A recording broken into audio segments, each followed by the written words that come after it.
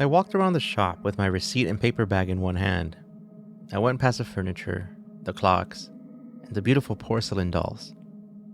The smell of old books and paper was what I loved the most in the world. They had left me. I shouldn't blame them for leaving, but they should have at least told me that they wanted to go, and I could have gone only through one shelf of photographs. I called Hannah from outside the antique shop, but she didn't answer, so I called again. She answered the second time, but I only heard screams. What was she saying? Just when I was about to go into panic mode, I saw a figure across the street come toward me, waving her arms. It was Hannah. She told me that they were just about to order pizza from one of those places that has the slices by the window. You know, those places that reheat them when you order them? Not the best slices in town, but I was hungry, and pizza was the quickest thing. "What'd you get?" Hannah asked. "Some portraits," I shot back. I didn't like showing her antique shop stuff after she and my dad made fun of me when they helped me move into my new apartment. They laughed at my antique board games, asking me who I was going to play with, and they laughed at my dresses, calling me Wednesday from the Addams Family. Really immature stuff. I've been collecting old albums and signage from antique shops ever since I was in high school. Don't worry, I'm not one of those antique shop snobs that can identify items from certain eras or anything. I've just always been drawn to really old items. Things that people from many generations ago got to look at, create, and play with. My favorite things to flip through used to be old albums. I learned my lesson with those, though. I was hesitant to give her my paper bag for her to look through, but I did so anyway. She opened it carefully and took out the small green hardcover book. It was a photo album, the photos pasted to stiff cardboard on each page, though some were already coming off. Of course, Hannah showed me the photo of the little girl with the black dress awkwardly holding a toy clown. She made her weird face at me. I grabbed the book from her hands and put it back in the bag. She probably remembered how pissed I got at her and my dad for laughing at me, so she tried to change the subject. I shrugged it off. We went into the restaurant to meet with everybody. They were all sitting by the window in a booth. I ordered and sat down, though being with other people sometimes really tired me out. But we had a good time as we walked around downtown for the rest of the evening. After I got dropped off at my apartment, I sat on my couch with the photo album on my lap. It was so cool. Even though I went through it a few times at the shop, I still wanted to give it another look. But something felt off. In that instant, I got a weird sense in my stomach, like I wanted to vomit. I tried to pay no attention to it, but when you have to go, you have to go. And just as I got up to get a glass of water, the feeling went away. So I got ready for bed early that night, hoping that I wasn't about to catch a cold. I fell asleep with Netflix on, but I remembered that state right before I go to sleep where I hear the episode of New Girl in the background, right when the Netflix app asked me if I was still watching, and that silence that followed. That's when I heard something coming from my living room. I haven't put up the rest of my curtains since I moved in, so the light from the outside still shines blue light through the living room and into the kitchen at night. I always shut the door to my bedroom, but this time I guess I left it cracked open and could see the line of blue light. If I laid still for another minute, I'd be gone into dreamland, I remember thinking. That's when I saw a figure block part of the light that I could see from my living room. I opened my eyes wide, my heart beating faster and faster. The figure moved away. I turned toward the ceiling, not wanting to look at the door again, but at the same time I kept thinking about what I had just seen, and if I had only imagined it. With my blanket over my head, I made a peephole I looked at the door for probably an hour. I woke up the next day, tired and panicking about waking up too late to go to work. But then I remembered it was a Saturday. I had almost forgotten about the thing I had seen the night before, but the rest of the day was normal. My apartment has a tiny closet on the hall that leads to the bathroom, and it was left wide open. I didn't remember opening it that day. Had someone broken in? I instead went to the kitchen and to my front door, and everything looked in place. Everything was locked and with no signs of a break in. My windows were shut. Later on that night, when I was in the shower, I heard a loud thump coming from outside the bathroom. It sounded close. Someone was out there. I grabbed my towel and went straight for the door and opened it slowly. That's when I saw it. A small, pale hand holding the closet door open. I stood there, creeped out, looking toward the hall, as a little girl in black walked backwards with her stiff legs. She glanced at me through her dark hair and turned away, holding something in her arms as she dragged her feet away from the hall and toward the kitchen. I remember just standing there, frozen. I called Hannah to see if she wanted to come over. There was no way she would believe what I had just seen. She would probably call me crazy, but I told her over the phone anyway. She came over a little after that, just as I was finishing getting dressed. I told her the story again. "It's those dumb things you buy," she yelled. She told me about the portraits of dead people I had been buying. I'm not sure if this is true, but she said that families back then used to photograph old family members and make them look alive in the black and white photos. She told me about games that people used to call spirits. She even mentioned reburial dresses, whatever that meant. She grabbed the green photo album from my coffee table and flipped through it and pointed to a portrait of a girl holding a candle and asked me if that was her.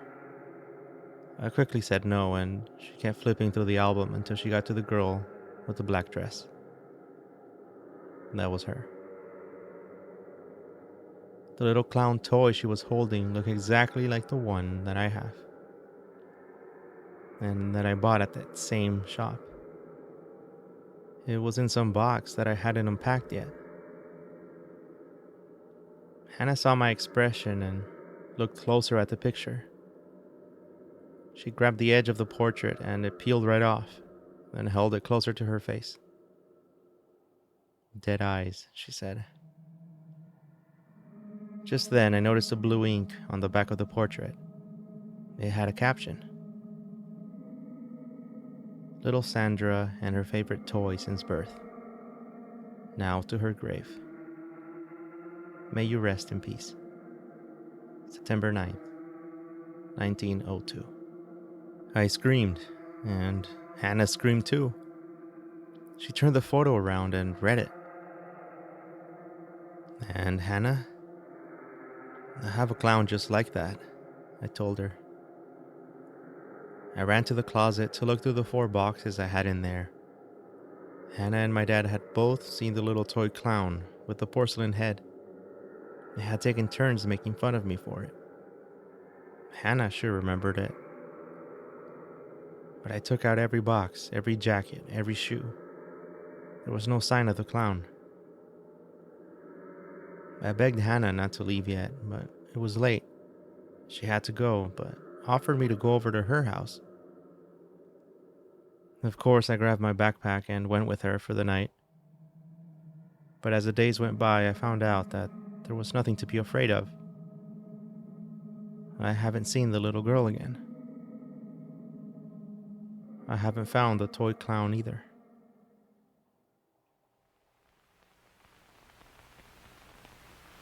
There is an additional story after this message brought to you by our sponsors over at BetterHelp.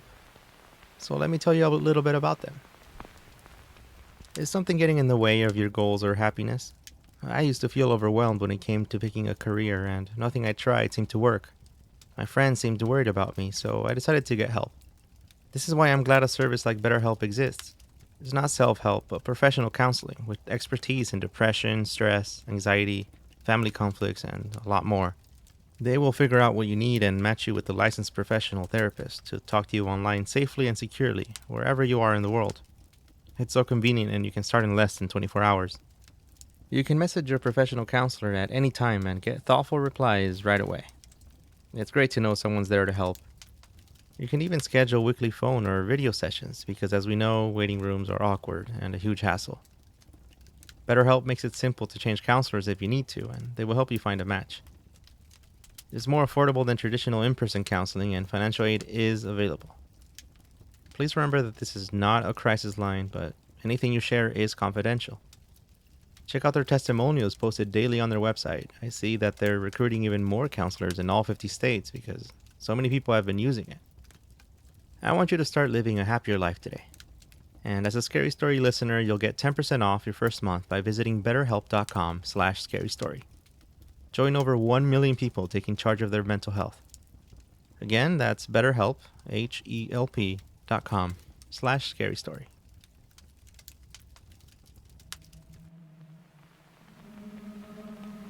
My friend got divorced recently, and man, it was brutal. He lost his job, his house, his car, and pretty much everything he owned except for his clothes and a box of kitchen pans. If you have personal experience with this, you know it's already tough, but I was amazed by how he handled it. He was crashing at my house, and I got him a job cleaning a couple of public schools in our district. He was handling it all right, considering he was being paid much more as a tech in a factory before. We had similar schedules and sometimes even got assigned to the same school, but most of the time it was just one janitor per campus. I first noticed something was wrong when he came back to my apartment one morning with wide eyes and couldn't seem to focus on anything we were talking about. I left him alone, but things only worsened. He would scream in the middle of the night and sometimes rush to the door for no reason. His story was the scariest thing I had ever heard. It still haunts me to this day. Like I said before, Jack used to be assigned to clean an entire campus, which normally had 3 or 4 halls, a large auditorium, lunchroom, gym, and outdoor area including the trash bin cage and parking lot. Classrooms were cleaned once per week, all in one go. According to Jack, he was by the supply closet when he heard what he described as a storm inside of one of the bathrooms. He said it sounded like a strong wind and roaring thunder. Jack was a very logical person and went to investigate.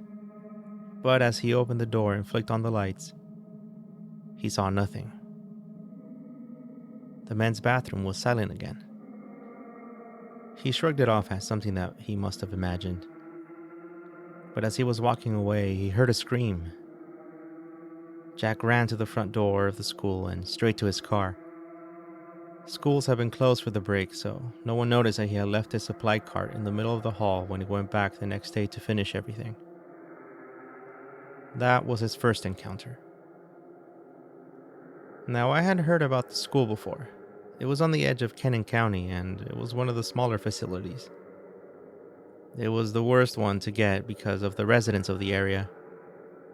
They didn't have their own police department, and they were known to cause trouble for the teachers and staff at the school.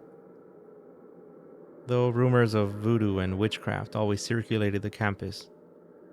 But I had cleaned the school by myself, and though it was worn down and old, it was kept clean and I never noticed anything strange. Jack used to tell me many stories about the place before his accident. His encounter with the old woman from the lunchroom, the figure hanging from the tree, the children that would line up behind him to follow him into the classrooms he was supposed to clean. But when the police called me one night to ask if I knew who Jack Hammond was, I expected the worst. He had been hospitalized, apparently with damage caused by an issue with his body's nervous system. When he regained sense in his left arm, he typed out the story with one hand for me to read and to communicate with the doctors. His message said that he decided to take a short break and go to the bathroom on the second hall of the school. As he got inside, the lights flickered off and only the windows showed him the way to the stall. He tried to flick on the light, but it wouldn't work. But he really had to go, so he opened up the bathroom stall, unzipped, and sat on the toilet. But as he sat, he felt the cold legs of someone who had already been sitting there. He let out a scream and said he remembers stumbling toward the fire alarm switch and pulling it. The police and firefighters found him paralyzed with fear on the bathroom floor in the dark. Though he has been getting better, the event left him with his jaw stretched downward from his right side, and his legs stretched out completely. I hope he recovers soon.